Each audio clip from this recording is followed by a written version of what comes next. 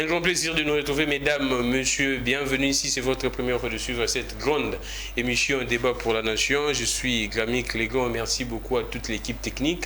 Je suis avec Alain Bouloudjoa, qui est initiateur de son parti politique. Je ne sais pas si c'est un regroupement. Il va donner plus de précisions. Les BAT et NCPO, nouvelle classe politique de l'opposition. Armand Munkoulou, communicateur de l'Union Sacrée, communicateur de la CCU, de Lambert Mende, également analyste politique. Nous sommes aussi, pour finir, clôturer cette semaine avec Jean-Pierre Bélessi, communicateur et cadre du PPRD. Avec les trois, nous allons finir ces sujets commencés depuis le lundi. Cette semaine, c'était la semaine du bilan à mi-parcours du président de la République pendant ces 3 ans déjà à la tête du pays. Nous allons revenir également sur plusieurs actualités, notamment la présence de Martin Fayulu au niveau du Grand Équateur.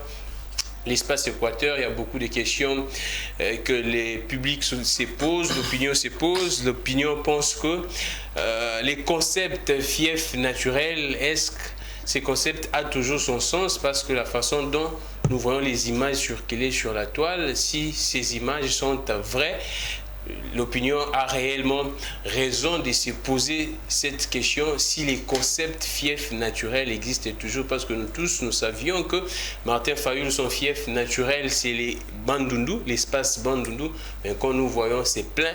Au niveau de l'espace Équateur, on doit se poser également des questions. Nous allons parler également, si le temps va nous permettre, de tous ces détournements quand l'État décaisse de l'argent pour une activité ou un événement X ou bien Y.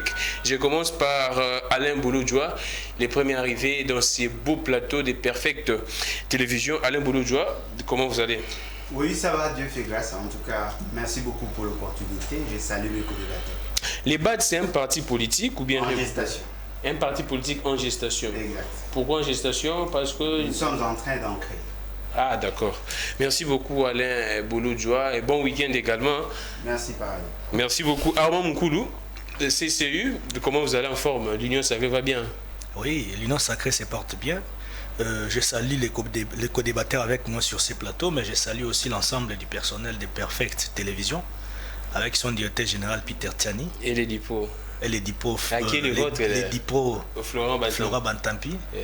Oui, c'est un camarade du parti. Hein. Ah, d'accord. Je suis très content, très ravi de retrouver Alain Bouloudjoa et puis Jean-Pierre Bélessi. Sur ces beaux plateaux. Je crois qu'on va faire un débat qui sera républicain, qui pourra aussi édifier la population congolaise. Merci beaucoup. Jean-Pierre Bélessi, comment vous allez? Bon week-end. Non, ça va, merci. PPRD. Exactement. C'est pour moi un grand plaisir, un grand honneur de participer une fois encore à cette émission. Je voudrais ici saluer tous les téléspectateurs de cette grande émission, mais aussi mes co-débatteurs. Merci pour l'invitation. Merci beaucoup. Je réponds avec Armand Munkoulou. C'est vrai que les numéros là, écrivez-nous ce que vous pensiez de ce que les invités disent. Ici, vous devenez de plus en plus nombreux. En tout cas, ça nous flatte énormément. Les relais YouTube, c'est Peter Tiani. RDC, abonnez-vous massivement. L'émission, c'est à suivre à 11h, juste 19h, juste 22h, juste 1h. Juste 7h, juste dans Perfect Télévision. Armand Munkoulou, la présence de Lambert Mende en tant que porte-parole de l'Union Sacrée, apparemment, une certaine opinion serait choquée. Il pense que ce n'est plus les temps de Mende, les temps de Lambert Mende seraient révolus. Qu'est-ce que vous pourriez dire à tous ces mondes qui pensent que Mende a autant menti à la population congolaise et qu'il ne mérite plus, ou soit il ne mériterait plus un poste dans ces pays? Non, bon, je vais te répondre parce que tu m'as posé la question, mais sinon, vous savez, j'ai une discipline personnelle. Lorsque je suis sur un plateau de télévision, je ne préfère pas souvent parler des individus, parce que c'est vrai, l'honorable Mende est un individu pour Armand Munkoulou. Attendez. C'est votre autorité morale. Attendez, laissez-moi parler. Allons-y. L'honorable Mende, c'est vrai, c'est une grande personnalité de notre pays qui a été brigué dans plusieurs fonctions du pays. C'est pas quelqu'un à qui nous devons en réalité jeter des cailloux. C'est une personnalité à qui nous devons en réalité amener une sorte de considération énorme, parce qu'il a eu à travailler dans les fonds même du contenu de l'élaboration de certains textes légaux de notre pays, notamment de la Constitution. Il a été au Forum là ici avec l'équipe de la rédaction constitutionnelle dans des voyages. Ils ont circulé ici l'Afrique, si c'est là, pour nous donner du contenu réel dans la Constitution utilisée aujourd'hui par l'ensemble de la population congolaise.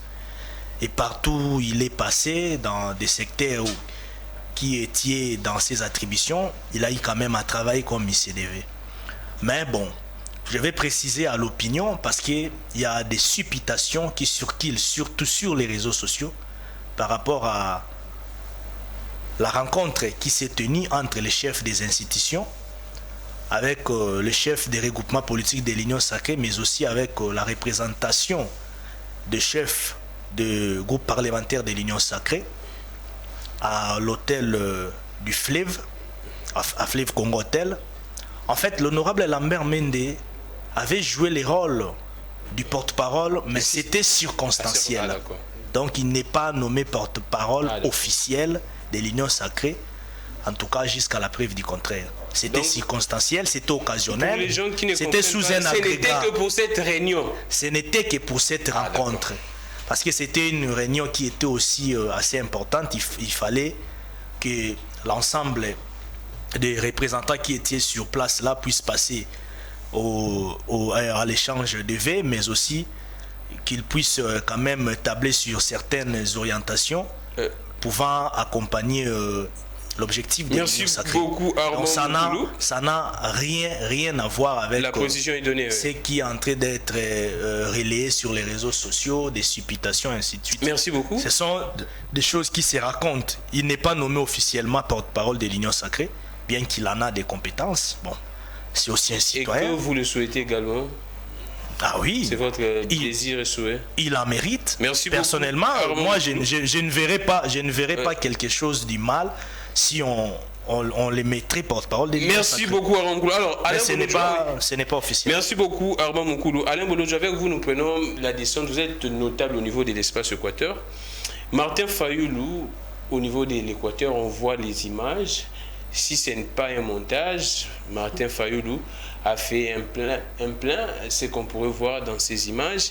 Alors, l'opinion estime que les mythes ou soit les concepts fiefs naturels, parce que l'on sait nous tous que l'Équateur, c'est Jean-Pierre Bemba. Alors, comment expliquer que Martin Fayoulou descend à l'Équateur, on voit ces images, la population en liesse? Bon, je suis tout de même surpris de voir que par moment, le Congolais se pose de mauvaises questions, un vrai problème. L'Équateur n'est pas le fief à Jean-Pierre Bemba. L'Équateur, c'est une entité. L'Équateur, c'est une entité de l'État. Vous niez les leaderships de Jean-Pierre Bemba? Non, mais les leaderships circonstanciels, oui. En 2006, il a obtenu plus de voix parce qu'il était candidat, mais cela ne veut pas dire que les Équatoriens seraient des adeptes du gourou Jean-Pierre Bemba, que je respecte par ailleurs. C'est pas un gourou aussi. Non, j'ai dit qu'on ne doit pas considérer les Équatoriens comme des adeptes du gourou. Ah, d'accord. Justement parce que les Équatoriens sont des hommes libres qui ont le droit, n'est-ce pas, de choisir qui défendre, qui soutenir, parce qu'en politique, on n'a pas besoin d'avoir des orientations des X ou des Y.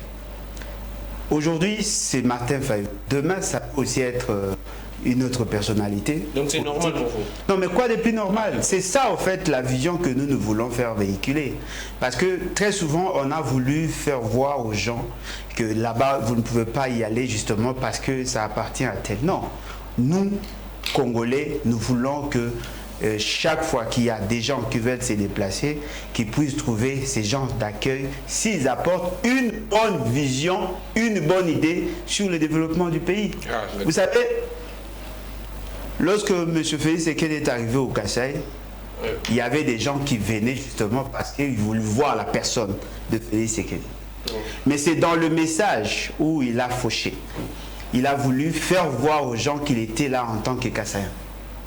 Donc les gens, les plans de Félix Tshisekedi, c'est parce que les gens voudraient voir Félix. Non, mais par curiosité, Par les gens peuvent aussi se déplacer. C'est Justement pas parce pour qu'il est venir. président, il incarne Non, l'espoir. effectivement, c'est ça en fait la raison. C'est-à-dire qu'ils sont curieux de voir qui préside à la destinée du pays. Ils veulent le voir. Un politicien, il y a la stratégie de communication, la stratégie marketing qui a été mise sur pied justement pour attirer des gens.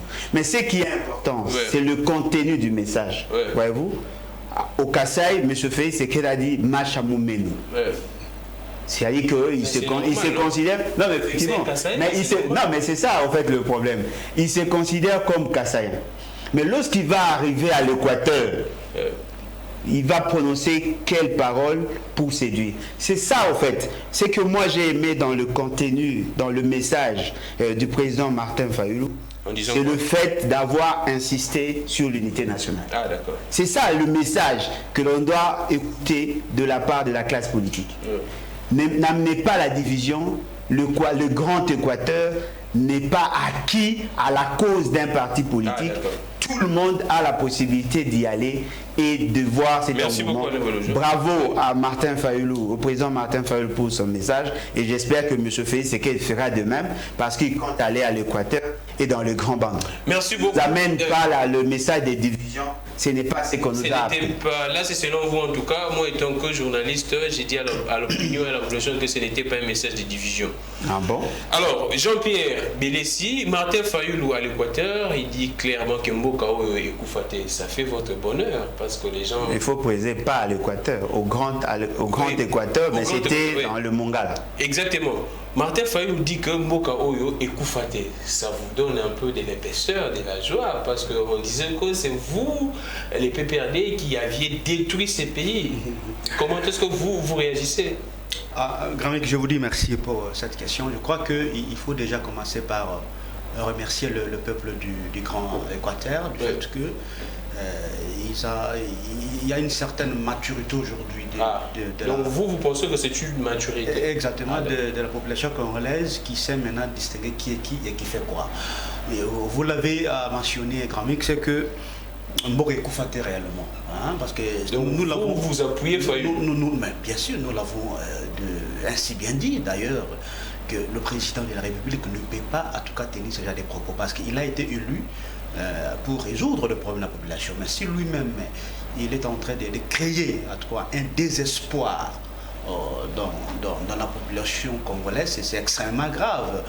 Parce qu'en fait, Gramic, ce qui est vrai, c'est que lorsque on aspire à gérer la République, c'est-à-dire on a déjà eu à faire les diagnostics de la situation du pays, et qu'aussitôt qu'on est là, on a ce programme et on l'exécute.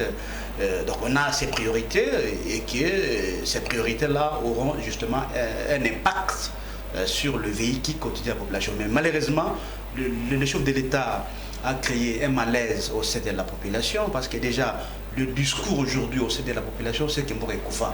Vous pouvez reprocher quelqu'un qui, par mégarde, a jeté une bouteille au cours de route, soit jeté un sachet, lorsque vous essayez de le reprocher, il vous dit Mbokao Koufate déjà. Vous voyez, c'est-à-dire le pays aujourd'hui est dans une situation telle que non, il n'y a plus un espoir. Moi, j'applaudis les discours de M. Martin Fayulu, parce que là, au moins, le peuple a compris que le Congo existe encore. C'est vrai que nous avons des problèmes, mais il ne faut pas aujourd'hui que le président qui avait été élu crée ces désespoirs. Donc je crois qu'il est de bon aloi que nous puissions changer le discours, surtout que nous voulons que ces peuples qui travaillent dans les différents services prenez le camp d'une maman qui vend du pain, qui sort chaque matin à 4 h du matin, en ayant espoir bien sûr que non, le pays va changer. Dites-moi de ceux qui, nos ambulants, ici à même ligne qu'on sort, qui... Les vendeurs ambulants. Oui, exactement, qui travaillent. Baba Nassira, on a espoir qu'un jour le pays va changer et qu'on entend de la bouche du président de la République dire ce genre de propos, c'est extrêmement grave. Donc il faut que le président de la République se ressaisisse. D'ailleurs, moi j'aurais bien voulu qu'il présente ses excuses à la population congolaise. Merci. Du fait qu'il a tenu des propos qui normalement ne pouvaient pas être tenus par les présidents. Alors, Armand Moukoulou, nous prenons les sujets principaux. Nous allons finir aujourd'hui. Alors, les lundis, ne me demandez pas de parler encore de ces sujets, les bilans à mi-parcours du président de la République. Je pense que nous devrions avancer parce que le temps également n'est pas notre. Allez, Armand Moukoulou, vous êtes de l'Union sacrée. Dans 3 ans de Félix Tshisekedi, qu'est-ce que vous pourriez dire, ou soit quelles sont les actions concrètes que Félix Antoine Tshisekedi a posées? C'est vrai que dans votre temps d'antenne, vous aurez à recadrer s'il y a à recadrer, mais en tout cas, on parle de ces sujets, les bilans du président de la République. Vous étant que communicateur de l'Union sacrée, comment vous pourriez vendre Félix Tshisekedi face à la population? Bon, Gramic, vous savez, en communication, nous avons la communication des masses. Yeah. Lorsqu'on est dans une campagne électorale, ou soit lorsqu'on est dans une sortie d'une communication politique, il ne faudrait pas tenir rigueur au message lancé par, je dirais, l'intéressé en fait.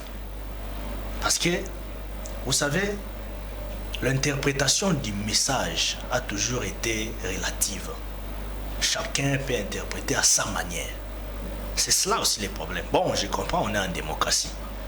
Le président de la République avait utilisé, je dirais, c'était une sorte de figure de style, Mboka ici et Koufa. Mais les gens ont juste coupé, je dirais, à l'endroit où le président a parlé de Mboka ici et Koufa. Mais le président avait beau parler, parce que quand il avait dit Mboka ici et Koufa, il avait même agencé des pistes, des solutions. Que si tozo kanga madusu ba mabulu côté ba musole bande ko kima consort poto lukato qui na développement ya mboka. Ça, les gens n'en parlent pas. Les gens n'en parlent pas en tout cas. Gramic, si aujourd'hui par exemple, guerres, hein? Attendez, non, je comprends, nous sommes en démocratie. Exactement. Si aujourd'hui nous voyons par exemple la construction du port en eau profonde des bananes. On va lancer c'est vrai, ce lundi. attendez, oui, ça sera lancé le lundi. C'est le lundi que le chef d'État va poser la première pierre. C'est vrai, ça prendra 15 ans pour la construction d'une manière générale, mais déjà dans une année, ça pourra déjà ouvrir les portes pour les navigations maritimes, pour le désenclavement économique. Dans le système d'Imporex, c'est très important.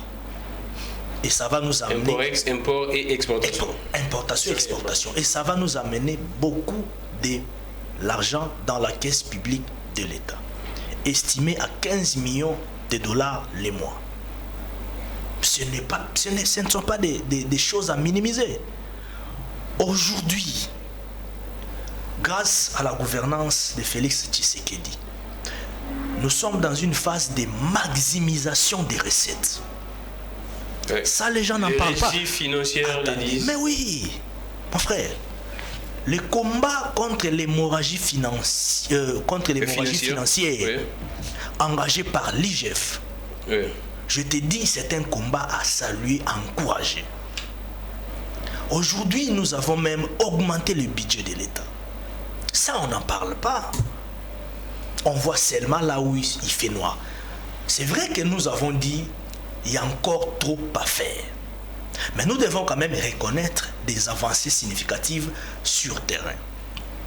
Je te parle de la réhabilitation de la route Boma-Mwanda. Ça, on n'en parle pas. Projet Tchilégelo. C'est vrai, il y a des failles dans ces projets. On a eu à décrier beaucoup de comportements qui ne nous avaient pas en réalité honorés. Et quels sont les bénéfices de ces projets? Mais si vous allez à Terre Jaune, aujourd'hui Terre Jaune est asphaltée. Mais en tout cas, il faut dire... Non, je te donne des petits indicateurs palpables. Oh là, mais c'est déjà un fait. C'est déjà un fait. C'est une action. Aujourd'hui, avec le programme des 145, du développement des 145 territoires, ouais, déjà exécuté à 60%. Vous chutez avant, ouais. En termes de décaissement, 42 millions de dollars déjà en exécution. Le projet qui va en réalité nous amener dans le développement de la base. Nous aurons à réhabiliter 6000 km de routes.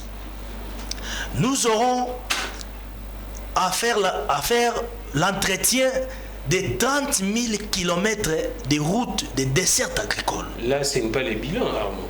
Là, là vous parlez du projet. Non, c'est dans les bilans. Ah, d'accord. Parce que c'est déjà un projet en cours d'exécution. Ah, d'accord. Alors, là, oui. si nous allons maintenant à l'est de la République démocratique du Congo, grâce à l'état de siège, c'est vrai, il faudra encore beaucoup de vigilance parce que vous savez, la guerre de l'Est, c'est une guerre à multiples dimensions. C'est une guerre, je dirais, transversale. Même le rapport onusien l'a reconnu, le rapport onusien l'a bien dit clairement que c'est une guerre, en tout cas, qui est même qualifiée aujourd'hui comme une sorte de terrorisme. C'est-à-dire que ce n'est pas une guerre que nous devons minimiser. Grâce à l'état de siège, nous avons récupéré plusieurs localités. Grâce à l'état de siège, nous avons poussé l'ennemi à plus de 7 km d'étendue. Merci beaucoup, Armand. C'est-à-dire qu'il y a des choses qui sont en train d'être faites, qui demandent, je dirais, une sorte de reconnaissance de la part de la population congolaise. Merci beaucoup. Alors, parce qu'il est de notre devoir en tant que régime, en tant que gouvernement, gardez le souffle, Armand. De travailler sérieusement pour l'intérêt de la population. Nous avons assez de temps. On ne doit pas donner l'impression que tout est noir, rien ne marche. Nous avons assez de temps, Armand Moukoulou, gardez le souffle. Nous sommes avec toutes les tendances possibles. Alain Bolodjoa, vous venez là de suivre Armand Moukoulou. En tout cas, il a pris son temps. Avec regret. Oh. Oui. Mais il a dit ce que le président est en train de faire et ce que le président commençait déjà. Oui, mais j'ai suivi avec regret. Allons-y. Et quel est ce regret? Allons-y. Bon, j'ai suivi notre concitoyen. Quoi de plus normal? Il est de l'axe du mal. Il cherche à embellir ce que nous considérons comme des tares en termes de gouvernance. Vous, on sait que noir, Alain Bolodjoa. Non, mais si c'est noir, vous voulez que je voie quoi? Vos cheveux sont noirs. Allons-y. Vous voulez que je le considère comme gris? Ce sont là des réalités. Quelle était la situation de départ? Qu'est-ce que M. Félix Tshisekedi a-t-il trouvé? Et en réalité, au regard de la situation de départ, il devait se fixer des objectifs. Après avoir fixé les objectifs, il devait passer par la programmation. Après la programmation, on devait établir les responsabilités, les job descriptions. Et après, on allait attendre les résultats. Mais ce qui est surprenant, la situation de départ, on nous la présente autrement. La fixation des objectifs s'est fait à pêle-mêle. La programmation catastrophique. La responsabilité, c'est l'institution président qui devait tout faire. Et les résultats, on ne voit, on entend des résultats que sortir de la tête de ceux qui viennent communiquer. C'est tout de même surprenant de voir que nous sommes dans une république qui se veut démocratique, mais où les bilans est porté par la personne du président de la République. Tout ce qu'on nous ressasse, c'est ce que M. Félix Tshisekedi a fait en tant que personne et en tant qu'institution. Donc pour vous, alors qu'en réalité, on devait rester dans le cadre constitutionnel. C'est-à-dire qu'on devait prendre ce qui a été présenté par le gouvernement devant ce que vous appelez la représentation nationale. Le Parlement. Et ainsi, on allait évaluer axe par axe, secteur par secteur, au regard de leur programmation. Il vous parle de Tilégé. Mais allez chercher dans l'administration, dans les annales de l'administration publique. Tilégé, en réalité, ne peut pas exister. Parce que le programme qui a été porté devant la représentation nationale ne parlait pas de Tilégé. Dans le budget de 2019, 2020, 2021, Tilégé n'apparaît pas. Ouais. Voyez-vous? Ouais. C'est-à-dire que là, nous avons un sérieux problème. Ouais. C'est-à-dire que nous n'avons pas le même référentiel. Ouais. D'accord.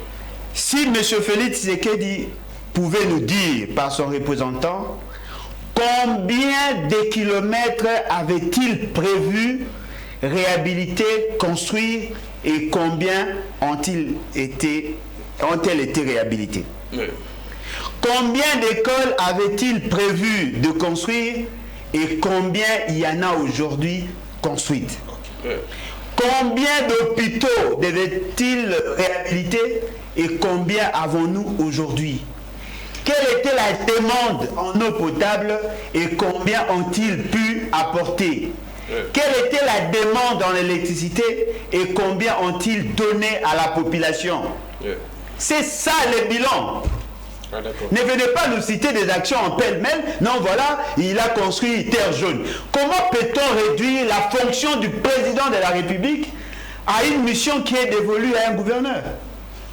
Monsieur Félix Tshisekedi est supposé gérer 26 provinces. Dites-nous, dans le Haut-Lomami, vous avez construit combien de routes? Allez citer aussi les terres jaunes là-bas. À l'Équateur, qu'a-t-il fait? Dans le Grand Kasaï, dans le Grand Équateur, Grand Katanga, Grande Orientale, qu'a-t-il fait, lui et son gouvernement? C'est ça le bilan. Parce que vous risquez de nous réduire comme si nous étions en phase de faire le bilan d'un bourgmestre ou d'un gouverneur. Qu'a-t-il fait? Mais même les bilans du bourgmestre, du gouverneur, tout ça, ça fera passer en 2023. C'est le président qui sera devant le... Non, j'ai dit ceci. Il faut que l'on fasse la cartographie des actions menées au niveau national. Ah, on ne peut pas nous résumer sur Terre Jaune. Et d'ailleurs, nous ne savons même pas si c'était dans le budget ou c'était les incantations comme ça s'est fait. Et nous ne savons même pas si qui doit porter la responsabilité en termes de détournement. Parce que jusque-là, nous ne savons pas qui a supervisé les activités. Et pourtant, en lisant très bien l'article 91, tout ce que nous parlons là, ça relève de la compétence du gouvernement. Mais les jeunes ont dit que c'est un préfinancement, non? Comme on dit, c'est une des partenaires qui ont financé avant. Ils ont financé la présidence. On finance la présidence ou on finance l'État congolais? L'État congolais. Non, mais si c'est l'État, c'est-à-dire c'est le gouvernement. Le gouvernement n'a pas présenté Tchilégelou. Qui nous disent, sur le 155 000 km de route, ils ont construit combien de kilomètres? Qui nous disent, la demande en eau potable était de combien? Ils en ont donné combien? C'est ça le bilan. Parce que lorsqu'on nous parle, apparemment c'est comme si nous sommes en face des gens qui font des incantations. Non, voilà, on a abaissé le prix des passeports, ça a quitté de 185 à 99, alors que je peux défier quiconque. Personne ne peut avoir le passeport à 99 $. Personne. Donc vous défiez que personne ne pourrait... Personne. Ouais. J'ai des gens qui ont acheté des passeports, vous payez les 99 $, vous n'aurez pas le passeport. Mais c'est parce que déjà... pas rigoureux, c'est pas ce qu'ils disent. Non, je vous dis, le problème c'est qu'on vous présente le prix du passeport, mais pas le frais lié pour avoir le passeport. Merci beaucoup. Il faut payer à l'année, il y a d'autres frais à payer, ça fait pratiquement un paquet de 150 à 175 $. Ils doivent arrêter de berner la population, rien de spécial n'a été fait. Merci mais nous beaucoup. voyons que les détournés. Alain Bolojwa, la parole doit tourner. Jean-Pierre Bellessi, je ne sais pas si vous pourriez nous faire ces petits exercices. C'est-à-dire, vous nous dites où est-ce que le PPRD a laissé ces pays et où en sommes-nous aujourd'hui, pour essayer un peu d'évaluer si Félix Tshisekedi a fait avancer ces pays ou bien soit nous reculons, soit nous tergiversons. Je ne sais pas si c'est pour ça, ça pourrait être un peu très pratique pour vous. Gramik, je vous dis une fois encore merci pour la parole, mais si vous voulez que nous puissions faire ce genre d'exercice, il faut du temps. Ah, d'accord. Parce que si vous voulez en tout cas qu'on fasse le bilan, parce que là vous me demandez de faire le bilan de Joseph Kabila et je ne saurais pas le faire dans ce temps que vous m'accordez là. Bon, tout de même je vais essayer de relever quelques points. Oui. C'est important. Mais avant de répondre à votre question, je crois que vous avez posé à Medeko débattre la question du bilan de 3 ans de président Félix Tshisekedi de la tête de la République. Là, je vais déjà commencer par remercier le président Honoré Joseph Kabila qui, en tout cas, a permis à ce que nous puissions aujourd'hui assister à l'alternance démocratique, parce que si nous regardons un peu ce qui se passe aujourd'hui en Afrique, avec ces phénomènes des coups d'État vers l'Afrique de l'Ouest, Donc le Congo, quand même... Les dernières dates, c'est à Burkina Faso. Exactement, le Congo a donné quand même là une belle leçon de démocratie en Afrique. C'est important de le mentionner. Mais en ce qui concerne le bilan, moi je crois que je ne saurais faire un bilan dans le vide. Parce qu'il n'y a pas un bilan à faire. Oh, il n'y a pas un bilan à faire. Il n'y a pas un bilan à faire. Tout ce qu'Armand vous allez remarquer, non, vous allez remarquer que mon ami Armand, qui est à mes côtés d'ailleurs, il a beaucoup de difficultés de nous dire ce qu'ils font réellement. Non, il paraît j'en viens. Mais moi, je retiens une chose, c'est que les 3 années de M. Félix Tshisekedi à la tête de la République se résument tout simplement dans la mauvaise gouvernance. Ces 3 années se résument dans la mégestion, dans les népotismes. Mais vous avez également vous avez fait 2 ans de la gestion. J'en viens, permettez-moi s'il vous plaît. Les 3 années se résument, comme je disais tantôt, dans le clientélisme, dans les tribalismes, dans les détournements des millions de dollars, dans le vol, parce que là je me réfère au dossier RAM, parce que le dossier RAM c'est un vol, je pense qu'on vol avec ça. parce que les RAM n'est ni une taxe moins encore un impôt, parce que si c'était une taxe, c'est la DGRAD qui devrait récolter en tout cas cette taxe. Il y a également la BCC qui venait d'interdire cette pratique-là. Si c'était un impôt, c'est la DGI qui devrait récolter ça. Et ces 2 institutions n'ont pas, en tout cas récolté, j'allais dire... on dit que c'est un paiement des prestations. Non, mais aussi, plus loin, la commission ECOFIN de l'Assemblée nationale et celle de même le Sénat, oui, ont demandé, en tout cas, qu'on arrête les prélèvements de ces rames-là. Mais jusqu'à présent, ça continue à exister. Donc, c'est pour vous dire, mon cher ami, aujourd'hui, que le pays fonctionne avec des solutions qui sont totalement temporaires et ponctuelles. C'est extrêmement grave. Parce que jusque-là, il n'y a aucune politique que moi je connaisse. Par exemple, dans les politiques sociales du pays, il n'y en a pas. Prenons les cas de ceux que nous avons inventés ici, le dossier Chinchard. Voilà comment est-ce que les pays fonctionnent. Mais la population, le peuple a mangé les chinchards en décembre ici. Les chinchards de Namibie. Non, mon cher ami. Officiellement, c'est ce que le ministère de l'économie a communiqué. Le pays ne fonctionne pas officiellement. Il faut qu'il y ait une politique déterminée. C'est-à-dire d'amener le pays à des conditions, soit à un niveau de vie X ou Y. Mais aujourd'hui, on est en train de tantonner. Le pays est grippé aujourd'hui. Lorsque j'entends encore mon ami Armand venir faire, excusez-moi, ça, il fait des incantations, je suis désolé. Non, comme elle a dit. Mais je vous dis. Pas ce genre de terme, lorsqu'il dit, par exemple, il évoque la maximisation de recettes. Mais c'est vrai. J'en viens, permettez-moi. C'est bien bon de tenir ce genre de discours. Mais, Grammic, nous pouvons tout dire sur ces plateaux. C'est le peuple qui nous regarde, qu'il sait palper les conditions de leur vie respective. On peut tout gesticuler ici ces plateaux, mais c'est le peuple qui nous regarde. Et nous avons un peuple qui aujourd'hui politiquement mature. Je disais tantôt ceci, lorsqu'il évoque la maximisation des recettes, j'aurais bien voulu qu'il nous dise également c'est quoi les conséquences dans le véhicule quotidien de la population. Est-ce qu'il est capable de nous le dire? Je reviens à vous. Les bonnes performances de la RDC ont conduit, je reviens à vous, Belessi, les bonnes performances de la RDC ont conduit les services de la Banque mondiale à prévoir un financement additionnel de 700 millions de dollars à 1 milliard de dollars engagés avant la fin du mois de juin 2022, dit le gouvernement. Donc, si la Banque mondiale reconnaît qu'il y a des bonnes performances, pourquoi Grammic, on fait la politique dans le but de solutionner les problèmes. Permettez-moi. Ne soyez pas agité, mon cher ami. C'est-à-dire, nous faisons la politique pour trouver des solutions aux problèmes de la population. C'est pourquoi je vous ai dit ici, est-ce que mon ami ici à côté est-il capable de nous dire en termes du changement dans le véhicule côté de la population. C'est-à-dire, est-ce qu'il y a augmentation, par exemple, des salaires de fonctionnaires, ou soit il y a augmentation des salaires de nos militaires, donc, de nos policiers? Il y a un lien entre l'augmentation des recettes. Il faut que cela soit, qu'on puisse avoir un lien, qu'il y ait un lien dans ce que nous avons ici. Ce sont des discours, nous sommes habitués à ce genre de discours, à ce genre de promesses. C'est un peu un discours de plus de trop, mon cher. Je suis en disant que tout simplement, il y a un problème de coordination. D'ailleurs, la chef de l'État lui-même l'avait dit, qu'il y a un problème de coordination dans ce gouvernement. Parce qu'on ne peut coordonner, mon cher ami Grami, que ce qui est organisé et ce qui est planifié.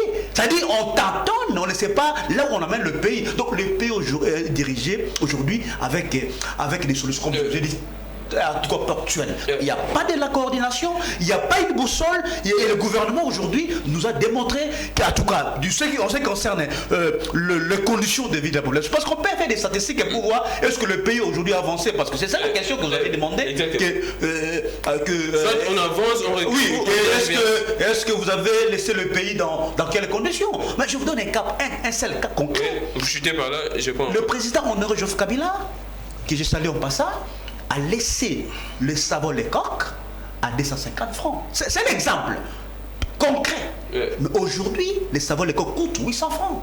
Est-ce qu'il y a eu changement dans le véhicule? Voici les questions de mon cher ami. Si vous voulez qu'on fasse un bilan, invitez-moi, n'est-ce pas? Organisons une émission. Organisons une émission spécialement dédiée au bilan du président de Joseph Kabila et je vais vous amener les éléments. Mais seulement pour citer.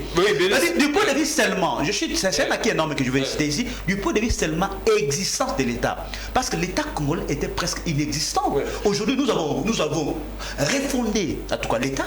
Parce que le président honoré a laissé ce pays avec toutes les institutions, avec une armée, avec une police, avec une économie, s'il vous plaît. Merci donc, beaucoup. si vous voulez comprendre cette nouvelle langue, mon cher Gramique, appelez-moi, nous allons merci beaucoup spécialement sur ça. Je pense que Alain Boulodjoa devrait nous préciser, il est économiste. Moi, je sais qu'au niveau mondial, tout bascule. Pour fabriquer ces savons, les coques, on a besoin des matières premières, parfois qui viennent des fournisseurs. Et ces fournisseurs, parfois, ils sont des étrangers, ils achètent à l'extérieur du pays, et quand les prix basculent au niveau de l'étranger, ça doit normalement avoir des effets au niveau du prix. Je ne pense pas qu'Alain Boulodjoa pourrait me contredire, mais en tout cas, il va préciser s'il y a à contredire ou non. Je prends Armand Moukoulou. Alain Boulodjoa dit ceci, Armand. Vous devriez nous dire, vous aviez quel programme? Quelles étaient vos actions dans le programme du gouvernement de Ilunkamba et de Samalukonde? À partir de ça, on doit évaluer. Maintenant que non, vous aviez dit de faire ça. Attendez. Est-ce que vous l'aviez fait ou non? Merci, Grami. Et non de nous dire, de nous prendre un bilan pêle-mêle, prendre des actions de manière isolée. Non. Ça nous prendra beaucoup de temps. S'il faudrait... On a les temps. Non. S'il faudrait dresser un bilan général. Que je vous donne 10 minutes pour ça. Non, attendez. Je peux vous donner 10 ou 15 minutes. Non, mais je vais priver les autres. C'est pas une... Il n'y a pas on est là même à l'émission. Allons-y. On vous l'accorde. Je ne suis pas moi-même à l'émission. On est avec les amis. Allons-y, Armand. Alors, c'est une excuse. Ça va nous prendre s'il vous plaît, Bélé, c'est son temps d'antenne. Allons-y, Armand. Voilà. Gramique, nous parlons d'un bilan à mi-parcours. En tout cas, moi personnellement, je voudrais qu'on parle d'une évaluation des actions menées par le gouvernement à travers le leadership du président Félix Tshisekedi. Parce que les bilans, on les fait secteur par secteur. Alors, ce qui est impossible de dresser un bilan, de dresser un tableau peint de toutes les actions menées sous la gouvernance de Félix Tshisekedi. C'est impossible, mon frère. Là, peut-être il me faut une émission à la rigueur, 1 heure du temps. Vous seul? Oui. D'accord. 1 heure du temps peut-être. Là, je viendrai secteur par secteur. Je vais entrer, je vais décortiquer avec des détails. Mais ici, nous faisons une analyse d'une manière un peu générale, ramassée, mais une évaluation concrète. Nous sommes des communicateurs de l'Union sacrée, nous avons des éléments. Pourquoi quand on vous balance ça, on vous donne ça, on met ça à la disposition de la population, il y a des gens qui minimisent cela. Alain Boulodjoa dit ceci. Tout ce que vous avez cité, ce ne sont que des actions de Félix Tshisekedi. Non. C'est par là que je vais même recadrer les choses. Je disais sous la gouvernance de Félix Tshisekedi.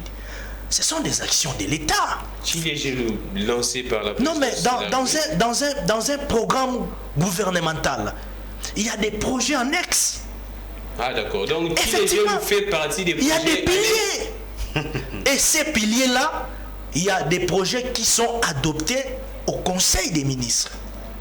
C'est ça en fait la charpente de l'administration. Et qui répondra au cas où il y a détournement pour ces projets auparavant? Mais quand il y aura détournement, en réalité c'est le gouvernement qui en répondrait. Mais si le gouvernement... Bon, allons-y. Moi je ne suis pas là pour encourager les détournements. Quand il y a détournement, je dénonce. Moi, je ne peux pas, moi, là, cautionner un détournement, effectué quelque part dans une entité ou dans une instance habilitée dans un domaine quelconque. Je ne peux pas cautionner ça. Alors, si nous voyons par exemple la réhabilitation des Kanyamaka Sissi, la réhabilitation des Kanyamaka Sissi, Kanyamaka Sissi n'existait presque plus. Ah bon? Vous comprenez? Avec Kabouik. Mais aujourd'hui, avec Kabouik, nous voyons qu'il y a quand même une nouvelle touche dans sa façon de fonctionner. Là, je salue les Koulouna, John, qui étaient ici arrêtés, des fois même tués ici. Mais aujourd'hui, ces Koulouna-là sont transformés en bâtisseurs. On dit que c'est en violation de... Non, c'est un fait. Là, c'est les ministres. C'est dans les régimes Félix Tshisekedi. Albert Fabrice Pouela. Écoutez, si nous voyons par exemple... Ah, vous échappez à ça? La construction de la route nationale numéro 5 Bukavu-Fizi. C'est dans les domaines des infrastructures. Mon ami Belesipé me dire ici, nous étions ici dans les régimes passés, on était avec Joseph Kabila, que je salue, les sénateurs à vie. Ah, vous reconnaissez du moins? Il y a eu un projet gouvernemental dans le secteur des infrastructures, chiffré à 6 milliards de dollars américains, qui nous a été financé par la Chine. Un financement prêt, pas un financement à long terme, prêt à utiliser. On a eu cet argent-là. Qu'avons-nous fait avec ça? Donc vous acceptez qu'il y avait des... Alors si aujourd'hui il y a des programmes, il y a des programmes d'accompagnement dans les domaines des infrastructures, pourquoi nous allons venir minimiser cela? C'est ça d'ailleurs un gouvernement responsable. Oui. Alors, si nous voyons aujourd'hui des réformes au sein de la SNCC, où à l'époque il y avait par exemple des ports illégaux qui passaient en privilège au détriment des ports légaux de la République. Où nous avons vu même il y avait des privés qui avaient des contrats de fonctionnement au détriment de la SNCC. Aujourd'hui, il y a des réformes. Nous saluons cela. Ça, on ne va pas en parler. Alors, vous nous parlez de ça. Attendez. Vous chutez pas. Si nous avons 1,8 milliard de réserves d'échange, c'est grâce aux efforts du gouvernement. C'est vrai, tout ne va pas bien. C'est pas ça que moi je n'ai pas dit que tout est normal. Non, j'ai pas dit ça. Mais il y a des efforts. Si nous voyons par exemple la rénovation haute tension de Kimbantiki, c'est dans le secteur de l'énergie. Mais ça, on ne va pas en parler. L'usine de transformation de l'eau potable Lembaïmbo, c'est dans le secteur de l'énergie. Ça, on ne va pas en parler. Ce sont des actions menées. Alors, attendez, pardon. Je vais citer. On a le temps, je reviendrai. Non. Attends, je vais citer. Ouais. Dans la coopération internationale, la réouverture. La maison Schengen? Non, je parlerai du bureau Schengen d'une manière générale. Ah, d'accord. Ça, on n'en parle pas. C'est avantageux pour les pays. Très avantageux pour les pays. Dans le cadre de la coopération bilatérale avec l'Union européenne. Ah, d'accord. Ça, on n'en parle pas. On avait des problèmes avec la Banque mondiale, avec les Fonds monétaires internationaux, avec l'Union européenne. Armand, je reviens. Aujourd'hui, les Fonds monétaires internationaux, à travers sa directrice générale qui était ici sur place, il y a 10 ans passés, on avait des problèmes très sérieux parce qu'il n'y avait plus de crédibilité sur le plan des finances publiques au Congo. On avait un problème sérieux, non seulement avec les Fonds monétaires internationaux, mais avec aussi l'Union européenne. Merci beaucoup. Aujourd'hui, Georgina est arrivé au Congo, il encourage, il salue les efforts fournis dans les finances publiques de la RDC. Merci beaucoup. Ça, Alain Bolodja n'en parlera pas. Merci beaucoup, Armand. Alors, lui, c'est tout ce qui est noir. Merci beaucoup, Armand. Alain Bolodja, c'est vrai que vous allez répondre, poursuivre avec les bilans. Mais comment est-ce que vous pourriez expliquer cette situation qu'aujourd'hui, hier, Kabila a laissé, comme je prends l'exemple des Bélissi, un savon par exemple à 300 et qu'aujourd'hui nous sommes à 900 francs? Selon certains analystes, que tout a changé au niveau international et que les fournisseurs ont majoré aussi les prix des matières premières avec conséquences logiques et directes sur les prix, les prix des savons ici, les prix unitaires. Bon, ils peuvent avoir raison s'ils ont les éléments de la structure de prix. Ah, d'accord. Parce que le savon, c'est un produit chimique. Le composant, nous n'en maîtrisons pas. Mais il faut maintenant voir la proportion. Ah, d'accord. Quel est l'élément qui a connu une hausse des prix et quel est son impact dans la production? Parce qu'on ne doit pas nous dire qu'il y a une hausse de prix sans nous donner la composition de la fabrication du savon. Ah, parce que dans la plupart des cas... que le savon, on prend tout. Non, on prend cet exemple. Parce que dans la plupart des cas, ce qu'on nous dit ici, ce sont des théories qui ne cadrent même pas avec ce qu'il y a. Mais ce qui est aussi vrai, on peut connaître une hausse de prix au niveau international sur une substance, mais l'État a d'autres instruments pour stabiliser le prix sur le marché. Par exemple, le carburant, on peut connaître hausse de prix au niveau international.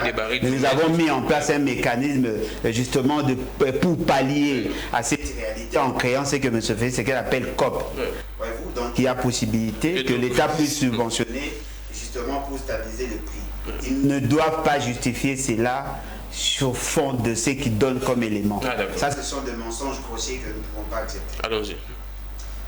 Chers amis, nous revenons encore sur le même débat. Notre ami dit qu'il doit avoir 1 heure ou sinon 10 ans pour nous expliquer qu'est-ce qui a été prévu. Secteur par secteur. Le programme, en fait, le programme est étalé dans 5 ans. Mais pour l'exécution du programme, on a le budget qui est annuel. Et lorsqu'on veut faire le bilan de la gouvernance pour une année, le document de base reste le budget. C'est sur base du budget que l'on saura qu'effectivement, il y a des avancées ou pas. Mais dans le programme, on a des axes. Par exemple, avec le programme de M. Félix Sekedi, il y avait 15 piliers avec 435 actions. Un programme avec un budget pluriannuel de 48 milliards de dollars. Et chaque année, déjà la présentation du budget contrastait directement avec le programme. Parce que vous fixez une ambition de mobiliser 48 milliards de dollars, on suppose que toutes choses restant égales par ailleurs, on devait avoir ne fût-ce que 9 milliards chaque année. Mais la présentation du budget, le tout premier budget était estimé à 4 milliards 800 millions. Ça n'a pas été réajusté. Taux d'exécution, moins de 70%. Budget 2020, 10 milliards 900 millions. Taux d'exécution, moins de 50%. Budget 2021, 6 milliards 800 millions. Mais on avance. Non, mais non, attendez. Ça, ce sont des prévisions. Vous avez un papier sur les prévisions aux réalisations. Et c'est le rapport de la Cour de compte qui nous permet de voir si effectivement vous avez fidèlement exécuté les budgets. Effectivement. Qu'est-ce qu'on constate? Le taux de mobilisation est faible. Non. Mais les dépenses liées au fonctionnement augmentent. Ce qui veut dire qu'il y a déjà des contrastes à ce niveau-là. Et on nous dit qu'on a présenté un budget de 6 milliards 800 millions. Ils ont maximisé les recettes.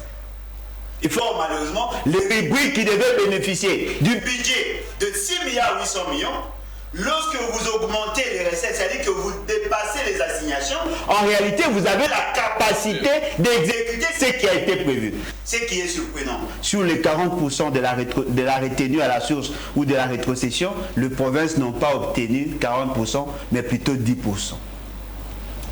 La caisse des péréquations, 0%. Qui ont consommé ces crédits? C'est paradoxal.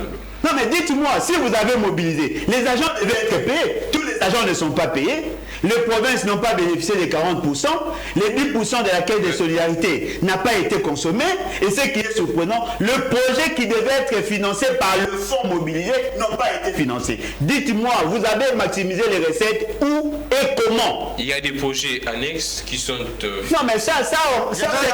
Non mais vous êtes un méthodologue. Vous êtes un méthodologue. Quoi de plus normal? Non mais ce qui est vrai, ce qui est vrai. Non, mais c'est un méthodologue. Il est de l'école de Mende. Ce qui est vrai, c'est que pour construire un mensonge, il faut être très intelligent. Parce que dans tout ce que vous faites, il y a possibilité de déceler vos failles. Ne nous dites pas que vous avez construit un port ou vous avez acheté un bateau. Dites-nous qu'avez-vous fait pour la République. Nous ne parlons pas là d'un gouverneur. Dans le Haut-Touélé, il y a combien de kilomètres? Bazouélé, ah oui, très bien, je vais te Chopo, Ituri, Kassai. Dites-nous qu'est-ce que vous avez fait sur le plan national. Parce que ce qui est vrai, il profite des Quinois justement pour dire non, voilà, le pays va bien parce qu'on a réhabilité 500 mètres de route dans tel coin. Non, on ne parle pas du bilan de Gentini. Nous parlons du bilan d'un président de la République qui s'est accaparé de compétences dévolues au gouvernement. Merci beaucoup. Le projet annexe dont vous faites allusion, je suis surpris. Je suis surpris. Tilégelou n'est pas porté par le gouvernement. Tilégelou, c'est un projet de la présidence de la République. Alors dites-moi, quel est le fondement constitutionnel? Lorsque vous dites que vous avez commencé avec le projet Lemba-Imbu, c'est un vieux projet de Matata. C'est pas un problème. Dites-nous, qu'est-ce qu'avez-vous fait? Vous prenez le projet, déjà avec financement, de la centrale électrique au niveau de Kouilou, comment on appelle Kakobo là. Avec financement, il y a même des équipements, juste pour les transports. Vous n'avez pas pu. Vous prenez au niveau du Kassai. Tu veux dire quoi? Il n'y a aucun accroissement en termes d'électricité, aucun accroissement en termes de l'eau, aucun accroissement en termes de route, aucun accroissement. Et vous dites que vous avez un positif. Ça c'est un miracle. Merci beaucoup, Jean-Pierre. Sois sérieux. Merci beaucoup, Jean-Pierre Bélessi. C'est la question même que je voudrais vous poser. Pourquoi vous ne dites que tous les projets avancés par Félix, c'était nos projets, ce sont nos projets commencés par Kabila, laissés par Kabila. Pourquoi est-ce que vous avez cette ligne de défense?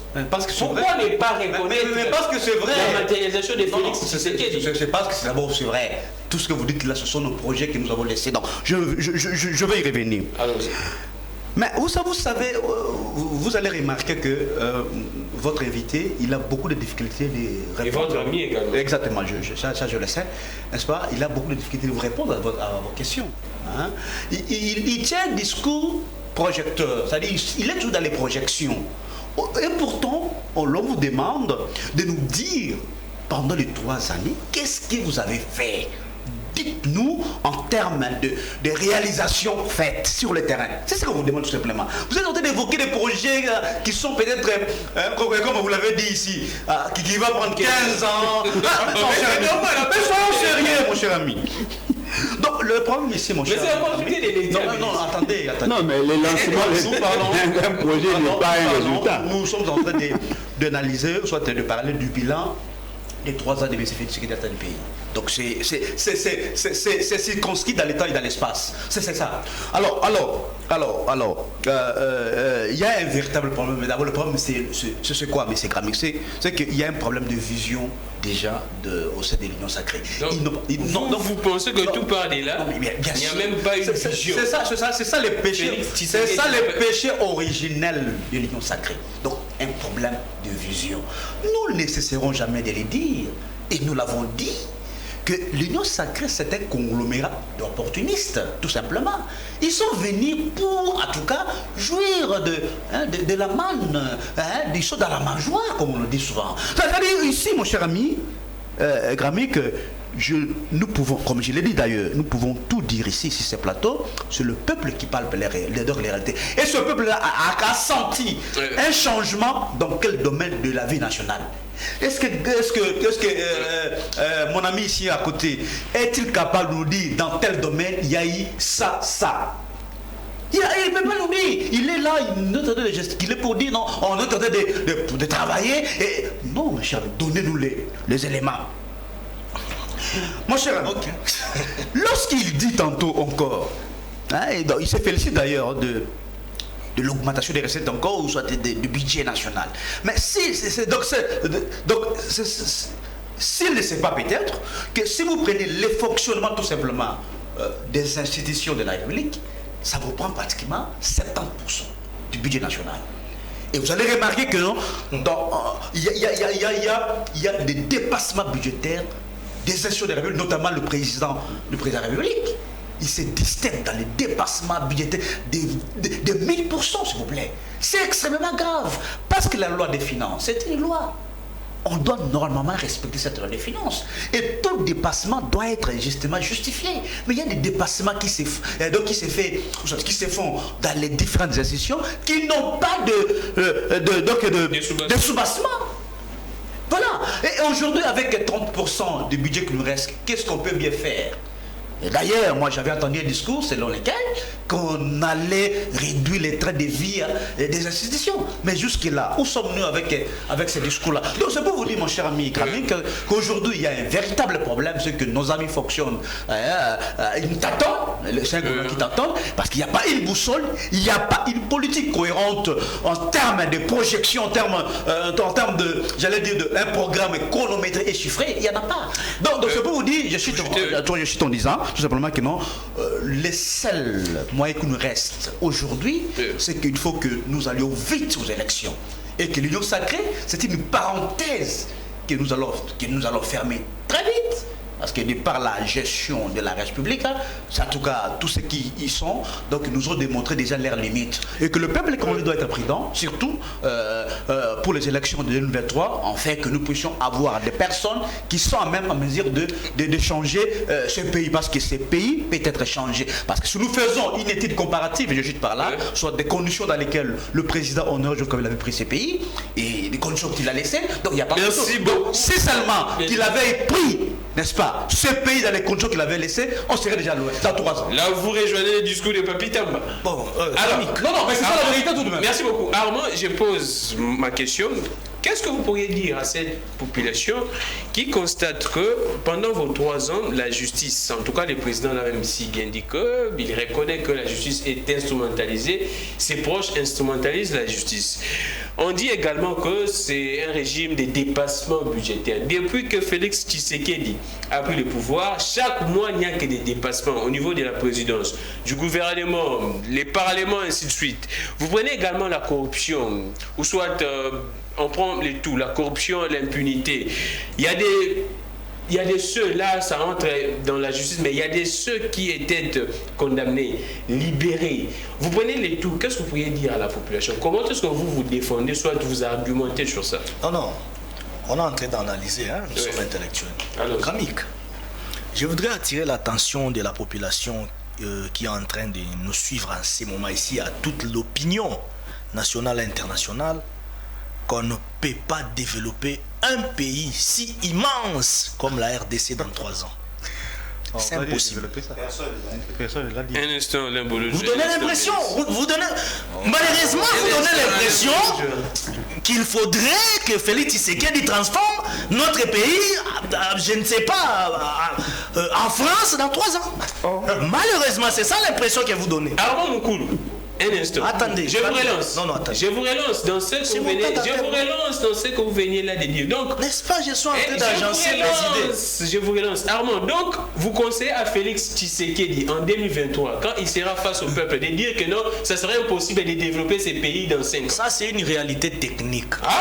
Même Jacques Chirac l'a reconnu. Montez le peuple pendant la campagne. Attendez, Jacques Chirac, au sortir du pouvoir en France, lorsqu'il a été interpellé par les États généraux de la France, les états-majors politiques de la France, Jacques Chirac l'a si bien dit.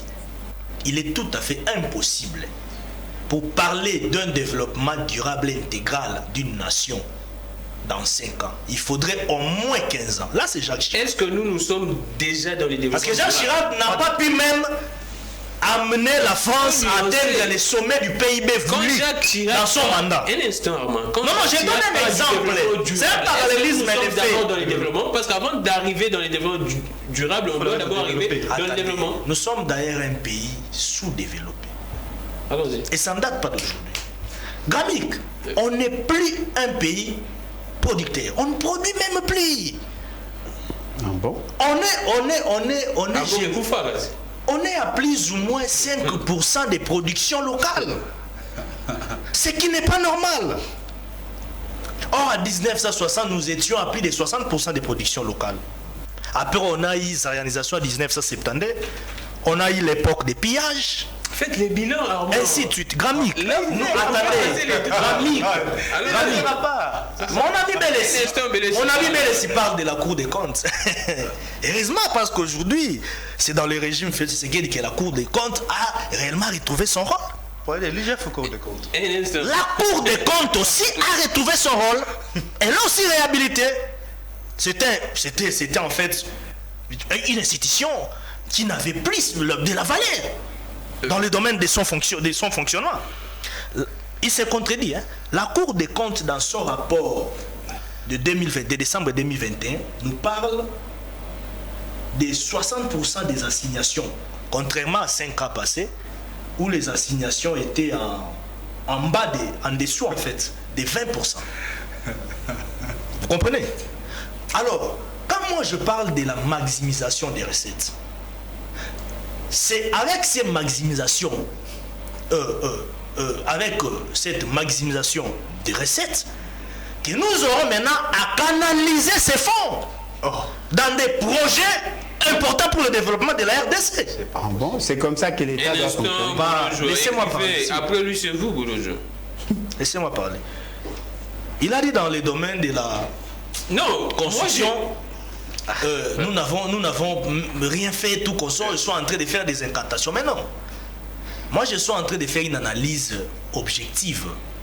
Parce que si on parlait de secteur par secteur, il n'y a pas du temps. C'est pourquoi je suis en train de vous donner des éléments. S'il vous plaît, aujourd'hui, nous avons la route Lubanga, Lubuya,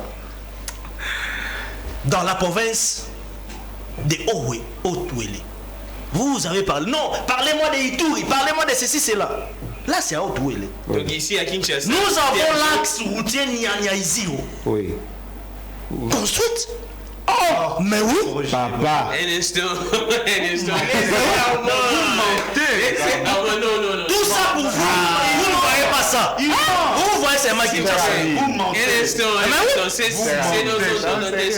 Vous êtes toujours Kinshasa. Il m'a dit, oh non, il faudrait nous parler de la saison des fonctionnaires. Vous laissez le dossier là. Attendez. Donnez les éléments. Il me dit, oh non, vous nous parlez ici de la situation.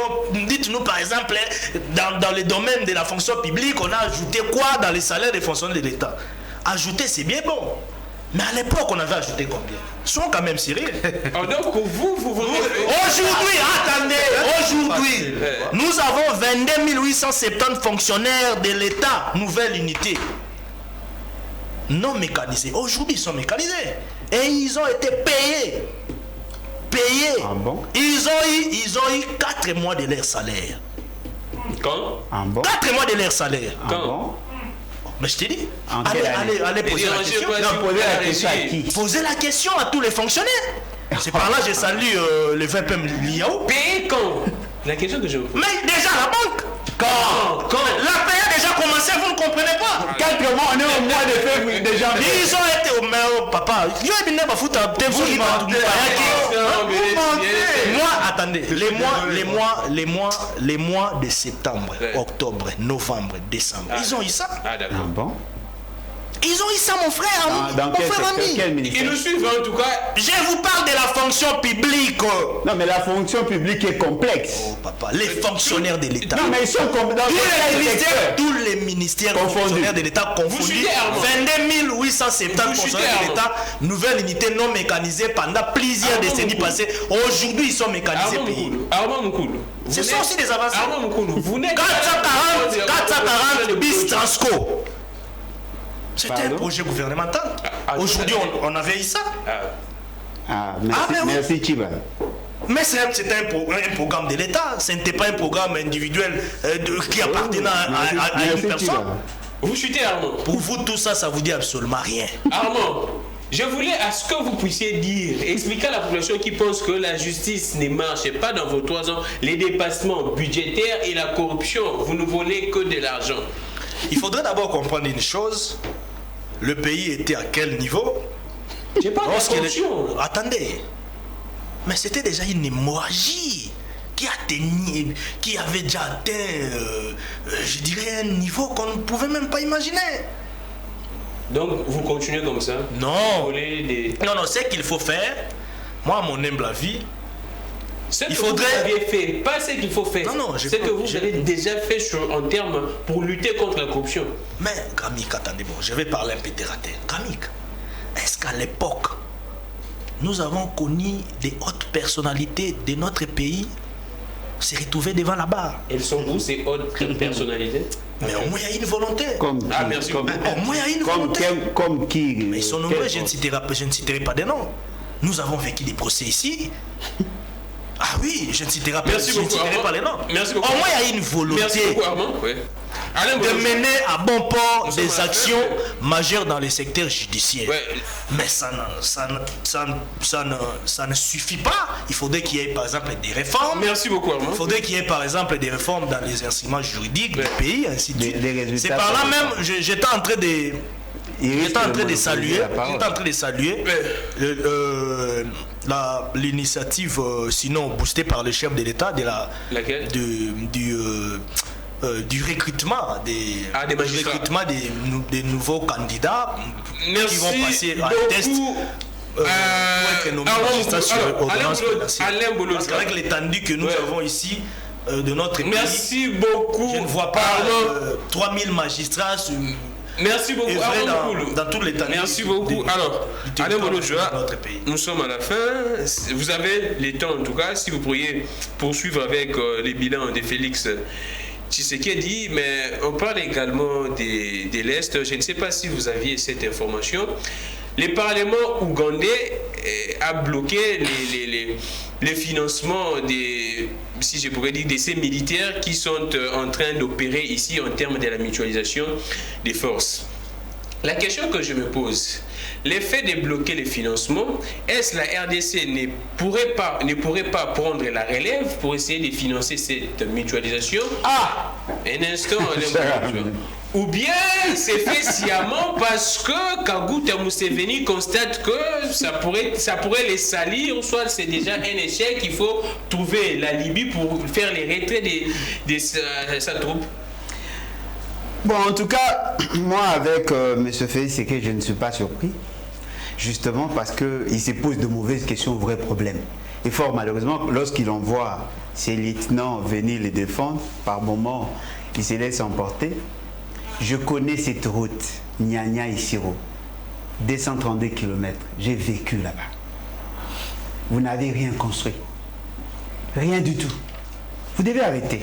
Ni la réhabilitation. Non, mais construire 232 km, vous, sans que ça passe par les médias. Et d'ailleurs, la population allait être en liesse. Parce qu'ils font par moment 2 mois pour arriver ici. Je connais cette route, cher ami. Vous n'avez rien construit.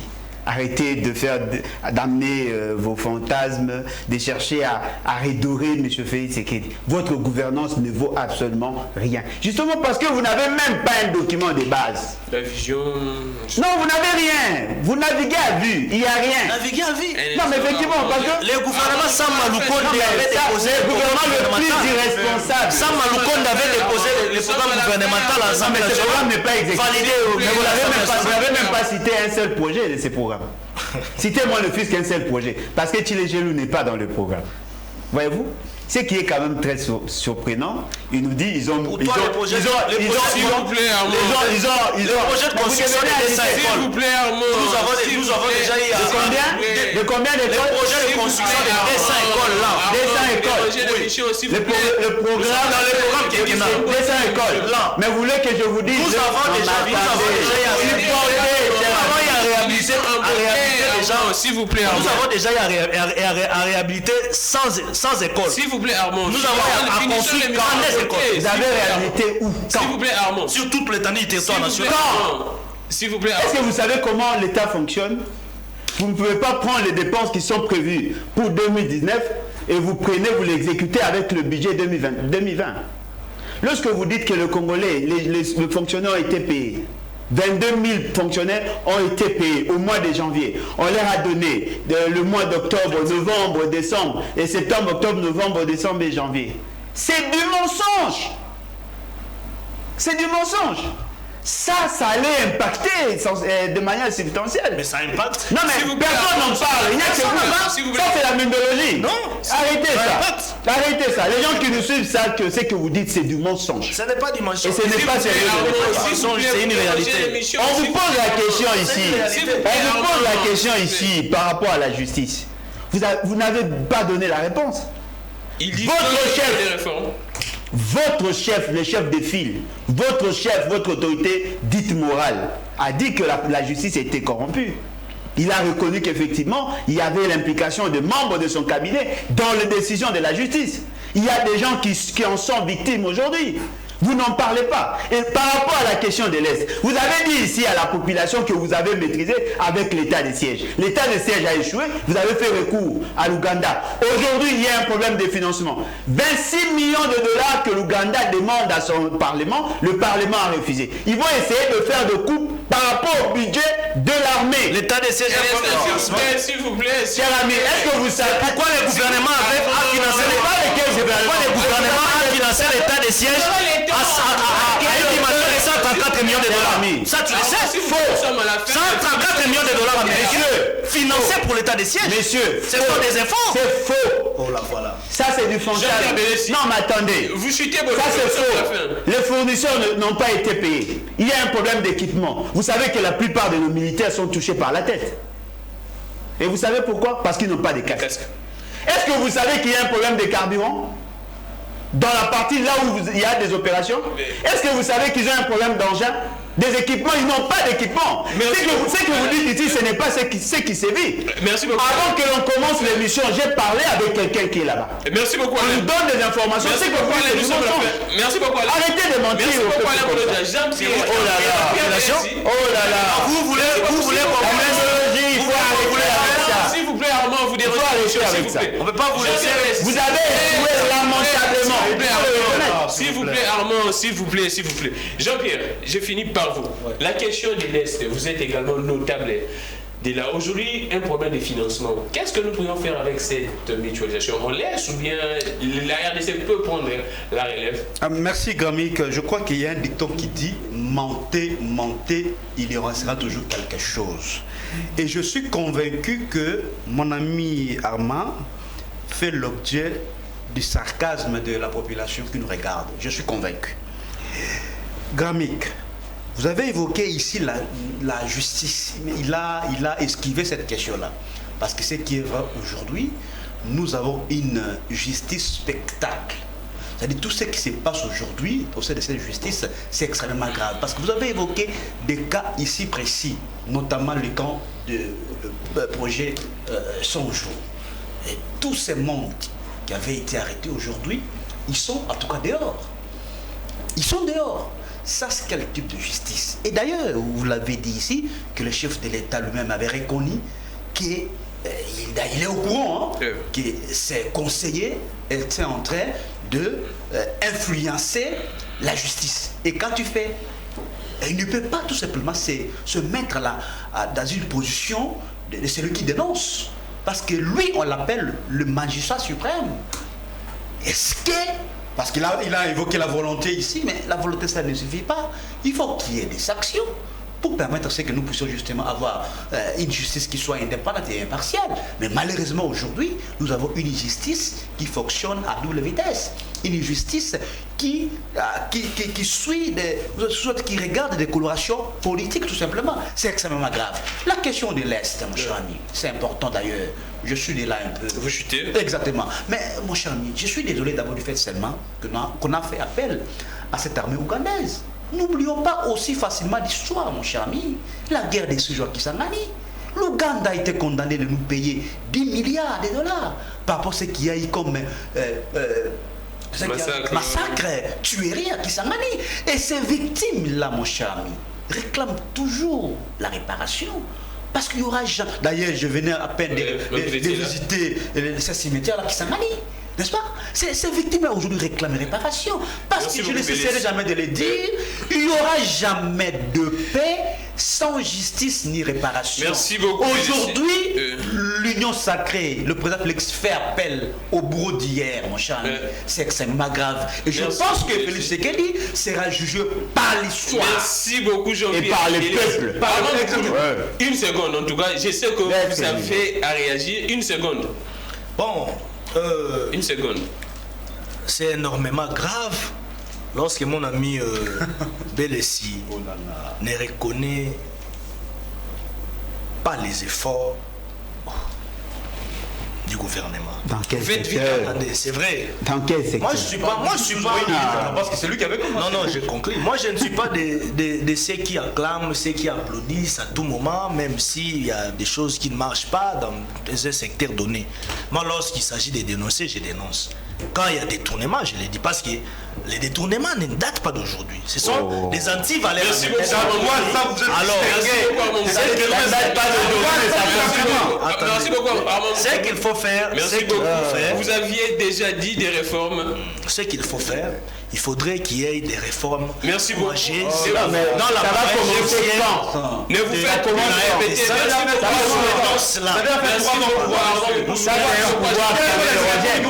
Vous allez finir pour aujourd'hui. Permettez-moi de désannoncer, s'il vous plaît. C'est triste. Merci beaucoup à l'équipe technique. Merci beaucoup à Massamba. Merci beaucoup au DRH, Alex. Merci beaucoup au Dipro. Merci également à Emmanuel. Je finirai par cette annonce de notre confrère que je vous prie de soutenir. Alain Bolodjoa, je pense qu'il doit apporter également son soutien parce qu'il s'agit de l'Équateur. Il est notable de l'Équateur. Monsieur Christian Bossembe organise une conférence débat pour ce lundi. C'est lundi 31 janvier 2022 à 11h juste jusqu'à 15h juste au niveau de Mbandaka, l'amphithéâtre de l'Unimba. Thème: les rôles de l'élite et des intellectuels dans une province meurtrie au cœur des enjeux. Orateur Christian Bossembe. Je demande à tous les concitoyens, tous les compatriotes qui sont au niveau de l'espace Équateur, les députés, les gouverneurs, de faire un tour, même les étudiants, les mamans, les papas, faites un tour, c'est pour les biens de cette province Équateur. Ah bon? Alain Bolodjoa, je ne sais pas, étant que notable de l'Équateur, juste un mot. Bon, il prépare l'avènement de l'avenue de M. Félix Tshisekedi. Non, ce n'est pas le cas. Il prépare l'avènement de M. Félix Tshisekedi, mais il doit savoir que si la province est meurtrie, il y a notamment Félix Tshisekedi qui n'a rien fait depuis qu'il est là. Il doit dire ça aussi. Pour aujourd'hui, la diffusion à 11h juste, 19h juste, 22h, 1h et 7h juste aux antennes des Perfect Télévision. Le numéro est là, écrivez-nous. Nous allons interagir ensemble avec les invités. Je suis Gamik Legan, que les dieux de toutes les inspirations continuent de nous inspirer et de vous inspirer également. On se retrouve prochainement. Bon week-end et au revoir.